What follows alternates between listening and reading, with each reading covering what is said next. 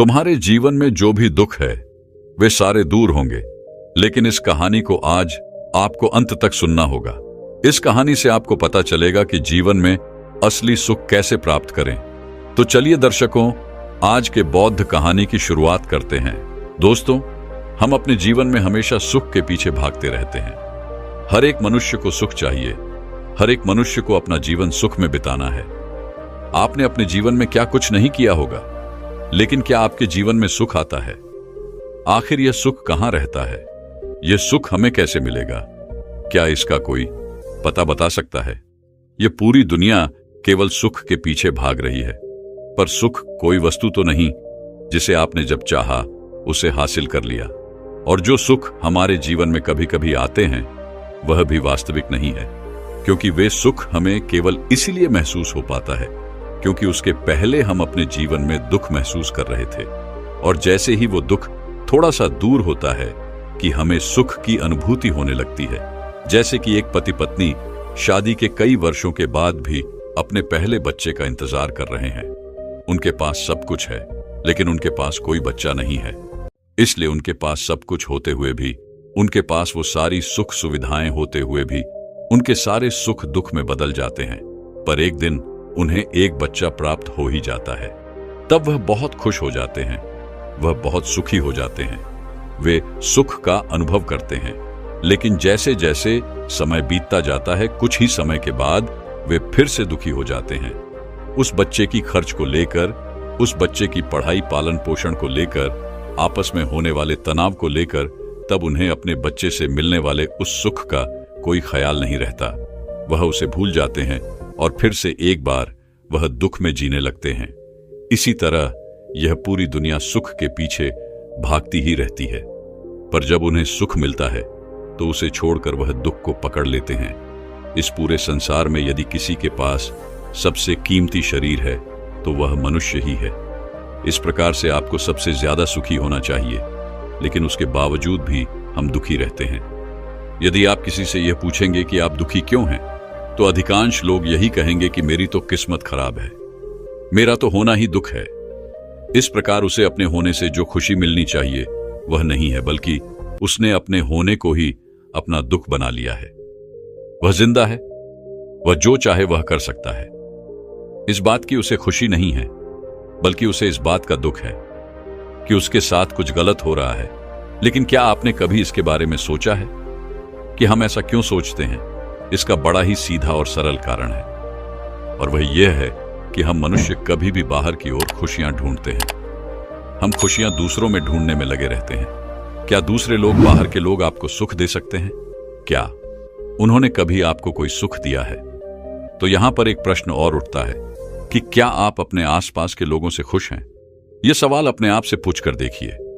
आपको इसका जवाब हमेशा कुछ इसी प्रकार मिलेगा कि इसने तो मेरे साथ ऐसा किया है, ये मेरे साथ धोखा करता है, इसने मेरे साथ अच्छा नहीं किया, मैं तो इसे पसंद तक नहीं करता, मैं तो इसकी शक्ल तक नहीं देखना चाहता। वो सब आपके पास हो या ना हो, आप कभी भी उनके पास रहकर अपने आप को खुश नहीं महसूस करते, बल्कि उनके द्वारा दिए गए दुखों को ही याद करते हो। बहुत से ऐसे लोग भी आपको मिले होंगे जो ये कहते हैं कि ये जीवन व्यर्थ है, मैंने अपने इस जीवन में कुछ नहीं किया और ना कुछ कर सकूंगा, मेरा जीना व्यर्थ है, मैं इस जीवन से हार चुका हूं और अब मुझे कोई रास्ता नजर नहीं आता, सब बेकार है। तो ऐसा क्यों होता है? वास्तविकता तो यह है कि इन्होंने अपने जीवन में कुछ ना कुछ ऐसा हारा है जो इन्हें अपने जीवन से भी बड़ा लगता है। और वह क्या था? वह था इनका सुख। और सुख इनके भीतर नहीं था, बल्कि बाहर की दुनिया में था, जिसे इन्होंने खो दिया, क्योंकि यह बाहर की दुनिया में ही मिले हुए सुख को अपना सुख समझते हैं। ये बाहर की चीजों पर ही अटके रहते हैं, लेकिन ये कभी अपने भीतर की ओर नहीं जागते कि जिस सुख के पीछे ये भाग रहे हैं वे सुख तो इनके भीतर ही है। इसे और अच्छे से समझाने के लिए आज जो कहानी मैं आपको सुनाने वाला हूं, इसे बहुत ही ध्यानपूर्वक सुनिएगा, तभी आप यह समझ पाएंगे कि जिस सुख के पीछे आप भाग रहे हैं वह असल में सुख नहीं बल्कि दुख है। और जिस सुख को आप देख नहीं पा रहे, वास्तविकता में वही आपका सही सुख है। एक नगरी में एक व्यक्ति रहा करता था। वह व्यक्ति अपने दुखों से बहुत परेशान था। वह हमेशा इन्हें लेकर चिंतित रहता, मन ही मन चिंतित रहता। वह अपने दुखों से छुटकारा चाहता था, लेकिन वह क्या करे, उसे कुछ समझ नहीं आ रहा था। जिस प्रकार यदि हम किसी समस्या में फंस जाते हैं तो हमें भी यह समझ नहीं आता कि हम क्या करें, कैसे करें, जिससे हम इस समस्या से छुटकारा पा सके, जिस कारण हम भी सुख ढूंढने के लिए निकल पड़ते हैं, प्रार्थनाएं करते हैं, ईश्वर के सामने हाथ जोड़ते हैं, जादू टोना, चमत्कार और ना जाने क्या क्या हम उपाय भी कर लेते हैं, लेकिन जो सुख हम चाहते हैं वह हमें तब भी प्राप्त नहीं होता। उसी प्रकार वह व्यक्ति भी अपने दुखों से बहुत परेशान था और वह अपने दुखों से छुटकारा चाहता था, वह इनसे मुक्त होना चाहता था। एक दिन वो यूं ही परेशान बैठा हुआ था, तभी उसके पास उसका एक मित्र आया। उस व्यक्ति के मित्र ने उससे कहा, मित्र क्या बात है, तुम इतने परेशान क्यों लग रहे हो? इस पर वह व्यक्ति कहता है, मित्र मेरे जीवन में अनेकों दुख हैं और मैं इनसे बहुत परेशान हो चुका हूं। मैं एक दुख से निकलता हूं तो मुझे और भी दुख घेर लेते हैं। मैं इनसे बहुत परेशान हो चुका हूं और मैं इनसे छुटकारा चाहता हूं। तभी उस व्यक्ति के मित्र ने उससे कहा कि पास ही के जंगल में एक बौद्ध भिक्षु रहते हैं, तुम उनके पास जाओ, वह सभी की समस्याओं का निवारण करते हैं, तुम्हारी भी समस्या का निवारण अवश्य करेंगे। तुम एक बार जाके उनसे मिल लो। वह व्यक्ति अपने मित्र की बात मान अपने मित्र की जाता है और अगले ही दिन वह उन बौद्ध भिक्षु के पास पहुंच जाता है और उनसे कहता है महाराज, मैं बहुत दुखी हूं, मेरे जीवन में इतने दुख है कि मैं इनसे बहुत परेशान हो चुका हूं। मैं अपने इन दुखों से छुटकारा चाहता हूं। कभी कभी तो ऐसा लगता है कि मुझे इस जीवन को त्याग देना चाहिए। अब मेरे लिए इस जीवन में कुछ नहीं बचा, केवल दुख ही दुख है और मैं चाह कर भी इनसे निकल नहीं पा रहा। क्या आप मेरी समस्या का निवारण कर सकते हैं? क्या आपके पास कोई ऐसा उपाय है जिससे मैं अपने इन दुखों से मुक्त हो जाऊं? इस पर वो बौद्ध भिक्षु मुस्कुराने लगे और उस व्यक्ति से कहते हैं, बेटा, मैं तुम्हारे दुखों का निवारण तो नहीं कर सकता, क्योंकि मैं तुम्हारे दुखों को देख नहीं सकता। जिसकी समस्या है उसे वही खत्म कर सकता है। तुम्हारा दुख, तुम्हारी दुखों का कारण और उसका निवारण तुम्हें ही करना होगा। इस पर वह व्यक्ति कहता है महाराज, यदि मैं अपने दुखों का कारण आपको बता दूं, तब क्या आप उसे खत्म कर सकते हैं? इस पर वह बौद्ध भिक्षु मुस्कुराने लगे और उस युवक से कहते हैं, अवश्य तुम जाओ और अपने दुखों का कारण ढूंढ कर लाओ। वह व्यक्ति इतना सुनकर खुशी खुशी अपने घर लौट जाता है और अगले दिन उन बौद्ध भिक्षु के पास वापस आता है और कहता है महाराज, मुझे अपने दुखों का कारण मिल गया। इस पर वह बौद्ध भिक्षु कहते हैं, बहुत बढ़िया, बताओ आखिर तुम्हारे दुखों का क्या कारण है? इस पर वह व्यक्ति कहता है महाराज, मेरी पत्नी जो मेरा कहा नहीं मानती, मैं उससे चाहे कुछ भी कहूं वह मेरी एक नहीं सुनती। मेरे बच्चे भी अपनी मां पर गए हैं, वह भी मेरा कहा नहीं मानते। यहां तक कि मेरे मित्र भी कभी मेरी मदद नहीं करते और मेरे मालिक जो मेरा वेतन काट देते हैं और मेरी तनख्वाह कभी नहीं बढ़ाते और बेवजह ही मुझे डांटते रहते हैं, फटकार लगाते रहते हैं, लोगों के सामने मुझे शर्मिंदा करते रहते हैं। और इतना ही नहीं, मेरे पड़ोस में रहने वाला वह शामू भी हर रोज नई नई वस्तुएं लाता है, जिसे देखकर मेरे मन में ईर्ष्या उत्पन्न होने लगती है। वह मुझे सामान दिखा दिखाकर जलाता है। यह बात बौद्ध भिक्षु ने बड़ी ध्यानपूर्वक सुनी और उसके बाद उस युवक से कहते हैं, चलो, तुम्हें तुम्हारे दुखों का कारण तो पता चल गया, अब अपने दुखों का निवारण भी तुम ढूंढ सकते हो। जब तुम्हें तुम्हारे दुखों का निवारण मिल जाए तब तुम मुझे आकर बता देना। वह व्यक्ति उन बौद्ध भिक्षु की यह बात सुनकर खुशी खुशी वहां से चला जाता है और अगले दिन से वह अपने दुखों का निवारण ढूंढने लगता है। वह हर एक समस्या को बड़ी बारीकी से देखता और समझता है और फिर अगले दिन वो उन बौद्ध भिक्षु के पास वापस पहुंचता है। तभी वो बौद्ध भिक्षु उस व्यक्ति से कहते हैं, क्या तुम्हें तुम्हारे दुखों का निवारण मिल गया? इस पर वह व्यक्ति जोर से हंसते हुए कहता है, हाँ महाराज, मैंने अपने दुखों का निवारण ढूंढ लिया है। इस पर वह बौद्ध भिक्षु उस युवक से कहते हैं, बहुत अच्छे, तो अब बताओ कि तुम्हारे दुखों का निवारण क्या है?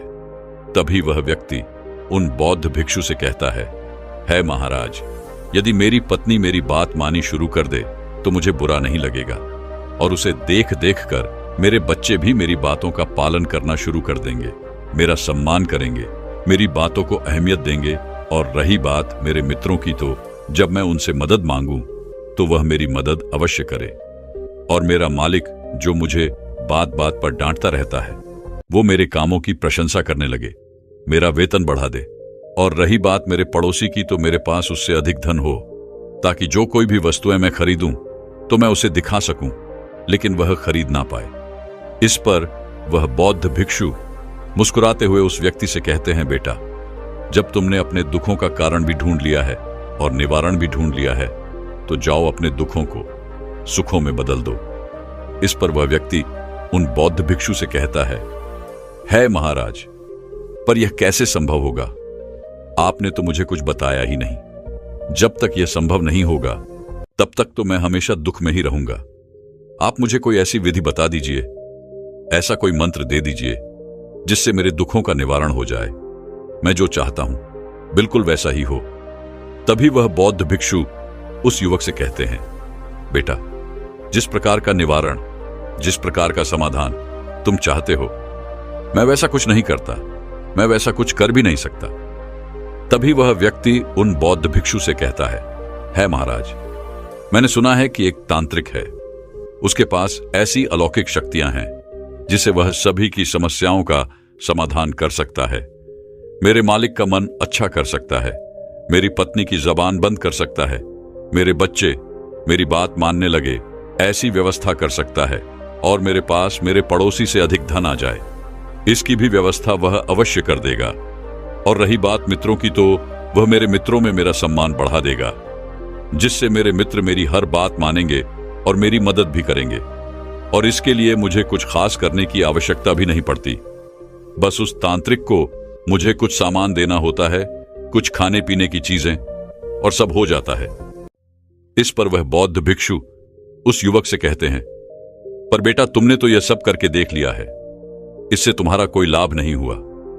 तभी वह व्यक्ति इसके जवाब में कहता है महाराज, मैंने ऐसा कुछ नहीं किया है, वो तो मेरा पड़ोसी है जो उनके पास जाता है। यहां तक कि मेरा मित्र, मेरी पत्नी, मेरे बच्चे और मेरा मालिक भी उन्हीं के पास जाते हैं और अपनी समस्या का समाधान आसानी से करवा लेते हैं। तभी वह बौद्ध भिक्षु उस युवक से कहते हैं, बेटा, जब तुम्हें यह सब पता है कि वह तांत्रिक इतना शक्तिशाली है, तो तुम मेरे पास क्या कर रहे हो? जाओ और अपने दुखों का निवारण कर लो। क्या पता वह तांत्रिक तुम्हारी बात मान ले और तुम्हारा जीवन सुखों से भर दे। वह बौद्ध भिक्षु के मुख से यह बात सुनकर वह व्यक्ति बड़ी प्रसन्नता के साथ वहां से चल पड़ा और उन तांत्रिक के पास पहुंचा।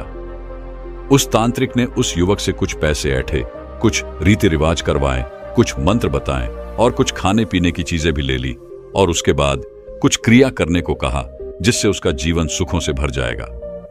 उसने उस तांत्रिक की बात मान ली और उसने बिल्कुल वैसा ही किया जैसा कि उसे उसके तांत्रिक ने बताया था।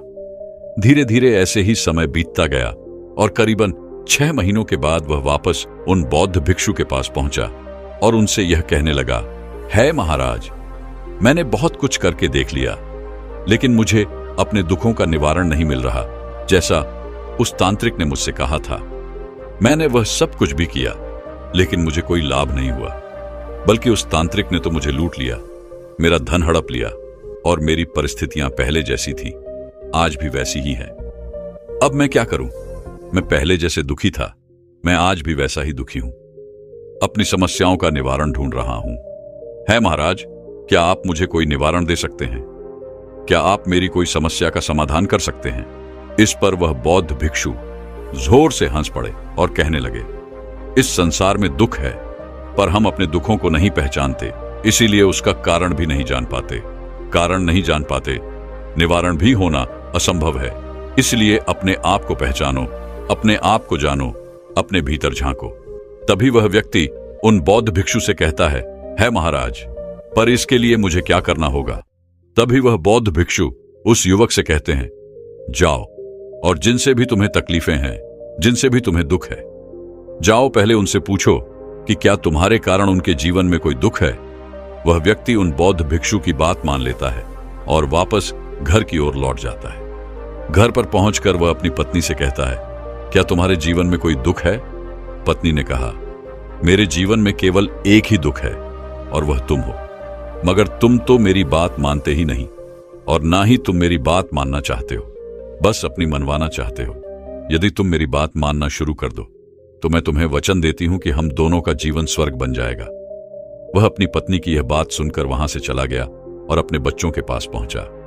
वह उनसे कहता है, बच्चों, क्या तुम्हारे जीवन में कोई दुख है? बच्चों ने कहा, हां, हमारे जीवन में एक बहुत बड़ा दुख है और वह है आप। यदि आप हमें रोकना टोकना बंद कर दें और हमें वह करने दे जो हम करना चाहते हैं तो हमारा जीवन सुखों से भर जाएगा और हम वह चीजें कर पाएंगे जिसके लिए हम बने हैं। अपने बच्चों के मुख से ये सारी बातें सुनकर वह वहां से चला गया और अपने मित्रों के पास पहुंचा और उनसे पूछने लगा, मित्रों, क्या तुम्हारे जीवन में मेरी वजह से कोई दुख है? इस पर उसके सभी मित्रों ने यही कहा, हमारे जीवन में तुम्हारी वजह से ही दुख है, क्योंकि तुम हमारी बात नहीं मानना चाहते, हमारा सम्मान नहीं करते, हमारे साथ रहना नहीं चाहते। हम जो भी तुमसे कहते हैं तुम उस पर केवल बहस करते हो और अपनी ही मनवाने में लगे रहते हो। वह अपने मित्रों की यह बात सुनकर वहां से चल पड़ा और अपने पड़ोसी के पास पहुंचा और उसे कहने लगा, मित्र, क्या तुम्हारे जीवन में मेरी वजह से कोई दुख है? तभी उसका पड़ोसी भी उसे कहता है, हां, तुम्हारा होना ही मेरे लिए सबसे बड़ा दुख है। हम किस हाल में, इससे तुम्हें कोई फर्क नहीं पड़ता, तुम्हें तो केवल अपनी खुशी पसंद है। जब तुम खुश होते हो तो मैं दुखी रहता हूं, तुमसे मुझे ईर्ष्या होती है, तुमसे मुझे जलन होती है। तुम इतने खुश कैसे रहते हो जबकि तुम्हारे पास मुझसे कम धन है, जबकि तुम्हारे पास वह सारी सुख सुविधाएं भी नहीं है? फिर तुम अपने जीवन में खुश कैसे हो? वहां जाकर उसे यह पता चला उसका पड़ोसी उसके खुश होने से दुखी है, जबकि वह तो खुद ही मन दुखी रहता है। सभी लोगों की बात सुनने के बाद वह अपने मालिक के पास पहुंचा और उनसे भी उसने यही सवाल किया। इस पर उसका मालिक चिल्लाते हुए उसे कहता है, तुम बिल्कुल मूर्ख हो, तुम्हें कोई काम ढंग से नहीं आता। एक तो तुम समय पर नहीं आते हो और दूसरा तुम कोई काम भी ढंग से नहीं करते और उस पर भी तुमको तनख्वाह बढ़ाकर चाहिए। तुम्हारी एक बहुत बुरी आदत है, तुम कभी किसी की बात नहीं मानते। मैं तुमसे कितना भी कहूं लेकिन तुम मेरे कभी किसी काम को समय पर नहीं करते हो और ना ही तुम अपने काम को सही ढंग से कर पाते हो।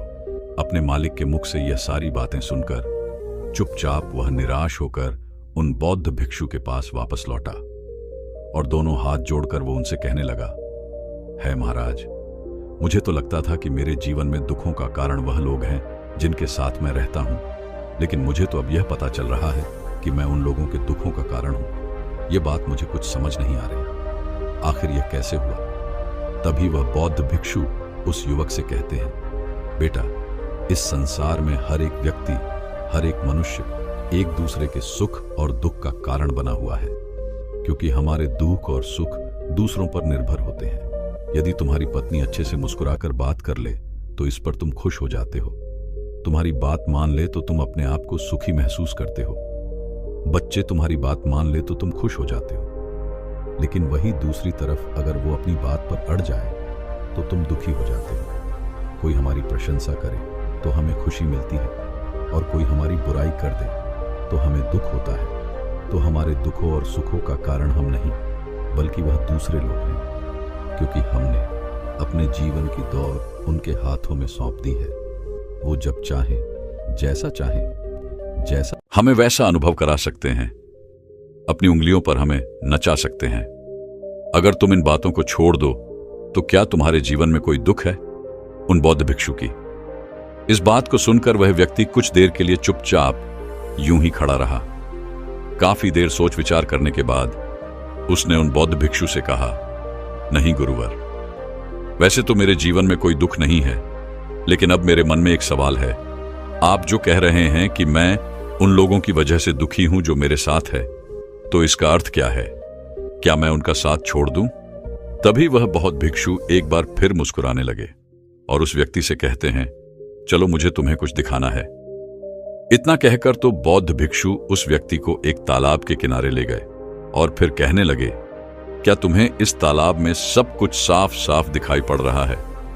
क्या तुम अपने आप को साफ साफ देख पा रहे हो? इस पर वह व्यक्ति कहता है, हाँ महाराज, मैं अपने आप को साफ साफ और स्पष्ट देख पा रहा हूं। तभी वह गुरुर उस व्यक्ति के पास आए और उन्होंने उस पानी को थोड़ा सा हिला दिया।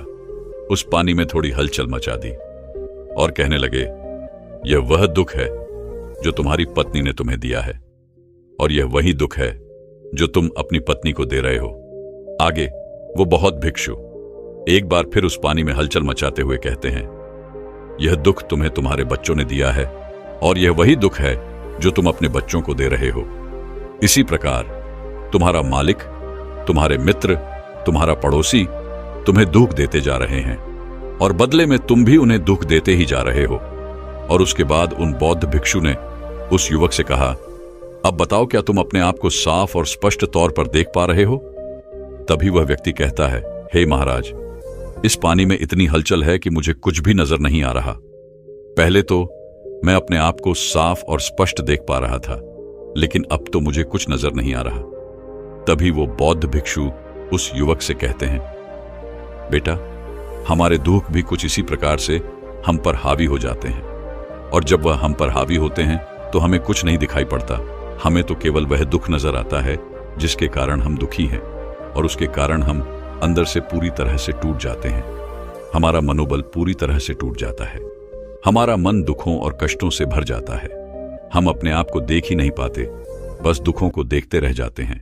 और हम देखे भी तो कैसे हमने जो दुख दूसरों को दिए हैं, उसके बदले में हमें भी तो वह दुख मिलेंगे ही। अर्थात उस पानी में जो हलचल हमने मचाई है, वह हलचल तो तेज होती ही चली जाएगी। वास्तविक तौर पर हम अपने अहंकार की संतुष्टि प्रदान करने के लिए यह सब कुछ करते रहते हैं, क्योंकि हमें किसी के सामने झुकना नहीं है, किसी की बात माननी नहीं है, कि हमें तो केवल अपनी बात माननी है। और ऐसे समय पर हम शांत रहना भूल जाते हैं। तब इसी प्रकार की लहरें लगातार पानी में उड़ती रहती हैं, और वह हमें पूरी तरह से ढक लेती है, जिस कारण हम ऐसे ही दुखों में घिरे रहते हैं। और ऐसा भी नहीं है कि यह लहरें रुकती नहीं है। जब पानी में कोई हलचल ना हो, किसी प्रकार की कोई क्रिया ना हो, तो यह लहरें खुद ब खुद रुक जाती हैं। जब सुख की हवा चलती है, जब सुख की अनुभूति होती है, लेकिन यह कितनी देर के लिए रहती है। जैसे ही एक फिर हवा बहती है, तो फिर इस पानी में एक और लहर उठ पड़ती है, जिस कारण हमारा मन साफ नहीं हो पाता। और इसी कारणवश ना तो हम अपने आप को समझ पाते हैं और ना ही देख पाते हैं। तभी बौद्ध भिक्षु आगे उस युवा से कहते हैं, बेटा, रुक जाओ, कुछ देर के लिए इस पानी को ठहरने दो। जब वह पानी ठहर गया, उसके बाद उन बौद्ध भिक्षु ने एक बार फिर उस युवक से कहा, अब क्या तुम इस पानी में अपने आप को देख पा रहे हो? इस पर वह व्यक्ति कहता है, हाँ महाराज, अब मैं साफ साफ और स्पष्ट तौर पर अपने आप को देख पा रहा हूं। तभी वह बौद्ध भिक्षु उस युवक से कहते हैं, बेटा, ठीक इसी प्रकार जब तुम्हारे मन की तादाद में हलचल होती है, तो इसी प्रकार लहरें उठने लगती हैं। लेकिन तब तुम्हें धैर्य रखना चाहिए, ताकि यह लहरें शांत हो सकें और तुम साफ साफ देख सको कि तुम कोई दुखी व्यक्ति नहीं हो। तुम तो सुखी हो, क्योंकि तुम्हारे भीतर शांति है। लेकिन जब तुम अपने अहंकार को साबित करने के लिए बाहर की दुनिया में लड़ पड़ते हो, यह दिखाने के लिए कि तुम श्रेष्ठ हो और तुमसे और कोई नहीं, तो ये लहरें तेज हो जाती हैं, और ये लहरें इतनी तीव्र हो जाती हैं कि फिर इसके अंदर कुछ भी देख पाना असंभव हो जाता है। और तब तुम्हें दुखों का एहसास होता है, और तुम्हारा पूरा जीवन इन्हीं लहरों में बहता चला जाता है। तुम अपने जीवन में उलझ कर रह जाते हो, इसे कभी शांत करने का प्रयास नहीं करते। उन बौद्ध भिक्षु की ये सारी बातें सुनकर उस व्यक्ति को अपनी गलती का एहसास हो चुका था। उसने उन बौद्ध भिक्षु को प्रणाम किया और वापस अपने घर की ओर लौट गया। इसके बाद से उसकी पत्नी, उसके बच्चे, उसके मित्र, उसका पड़ोसी, यहां तक कि उसके मालिक भी जो कुछ उससे कहते थे, वो उन सब की बातें बड़ी सरलता और सहजता से स्वीकार कर लेता था, जिस कारण उसका मन कभी विचलित नहीं होता था।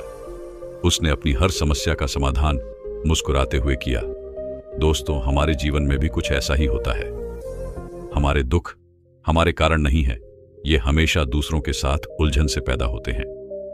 अगर हम अपने आप को भीतर से शांत रखें, भीतर से सुखी रखें, तो फिर बाहर चाहे जैसे भी परिस्थितियां क्यों ना हो, हम हमेशा खुशी नजर आएंगे।